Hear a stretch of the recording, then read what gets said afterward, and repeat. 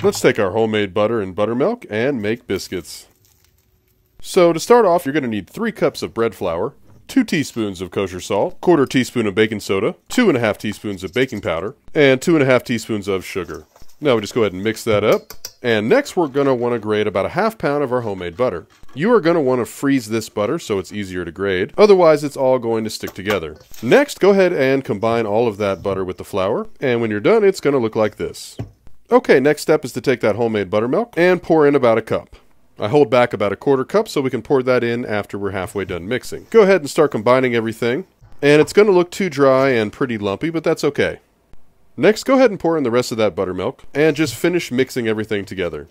One thing with buttermilk biscuits is the batter is going to look wrong. It's going to feel like it's too dry, it's going to seem like it's not going together like a normal dough. But trust the process, this is what we're looking for. You just kind of want everything to stick together like this. Once you can handle the dough, go ahead and take it out of the bowl. And the next step is to flatten it out and do some mild lamination. And basically all that means is we're going to fold it in half a few times. Add some flour so it's easier to handle, then fold it in half like this. We're going to repeat this process 4 to 6 times. I gave the dough a few folds in the bowl, and now I'm going to give it a few more. Going over 6 folds doesn't really help you, so anywhere between 4 and 6 folds and you're going to be golden. Most people are going to make their biscuits round. I actually make mine square, shout out to Josh Wiseman. Doing this makes the biscuits look better in my opinion, plus you got more crispy edges, and you don't have to fiddle around with that round punch-out thing. Now that we folded it in half 4 to 6 times, we're going to go ahead and flatten it out to make a nice, even rectangle. The idea here is to be able to cut out a grid of square biscuits. I won't have any waste, and I won't have to recombine dough to cut out another biscuit. I always find it easiest to make even cuts if you start in the middle, and then just cut those sections in half again.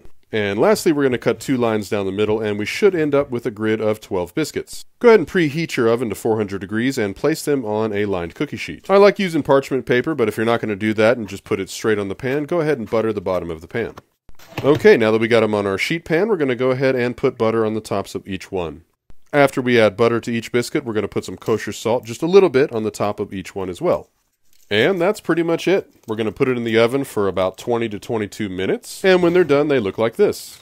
You can see they have a dry, craggy exterior. It's kind of crispy on the outside, but the inside is extremely soft and fluffy like a pillow. And that's what we're looking for when we're making biscuits. We want it to have a little bit of a crunch on the exterior, but the inside to be fluffy like a cloud. And look at that. You can actually see each individual layer, so that's why we did the lamination, so that you can have layers and layers and layers of beautiful biscuit. And as long as you didn't overmix the dough, this is what you're going to end up with. Now to taste them.